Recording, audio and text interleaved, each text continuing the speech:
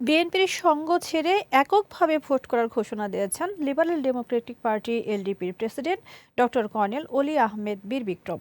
বুধবার জরুরি সংবাদ সম্মেলনে এ ঘোষণা দেন তিনি। এদিকে এলডিপির মহাসচিব ডক্টর রেদওয়ান আহমেদ আজ বিএনপিতে যোগ দিয়ে কুমিল্লা ৭ আসন থেকে নির্বাচনে লড়াইয়ের ঘোষণা দেন। সানজিদ হাসনাতের রিপোর্টে বিস্তারিত। বিএনপির সঙ্গ ছেড়ে এককভাবে ভোট করার ঘোষণা দিয়েছেন লিবারেল ডেমোক্রেটিক পার্টির president doctor colonel Oli Ahmed বীর বিক্রম। দুপুর ১২টার দিকে রাজধানীর মগবাজারের গুলফেশা টাওয়ারে এলডিপির পার্টি অফিসে সংবাদ সম্মেলনে তিনি এমন সিদ্ধান্তের কথা জানান। বিএনপি এলডিপিকে অবমূল্যায়ন করেছে এমন মন্তব্য করে তিনি বলেন, বিএনপিকে ১৪ জনের একটি শর্টলিস্ট পাঠিয়েছে, অথচ তারা তা মূল্যায়ন করেনি। তাই এই পরিস্থিতিতে এলডিপি এককভাবে জাতীয় সংসদ নির্বাচনে অংশ নেওয়ার সিদ্ধান্ত নিয়েছে বলে জানান তিনি।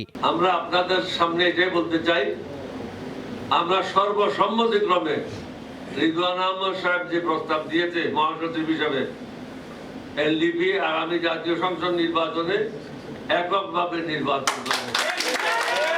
এদিকে লিবারেল ডেমোক্রেটিক পার্টির মহাসচিব সাবেক প্রতিমন্ত্রী ও বীর মুক্তিযোদ্ধা ডক্টর রেদওয়ান আহমেদ বিএনপিতে যোগদান করেছেন। ডক্টর রেদওয়ান আহমেদ এলডিপি থেকে যোগ দিলেন, আমার বিএনপিতে যোগ দিয়েছেন।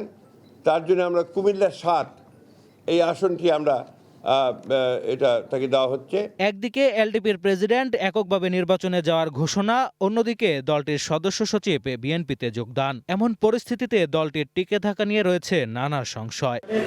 Sanjid Hasnat, green news, Dhaka.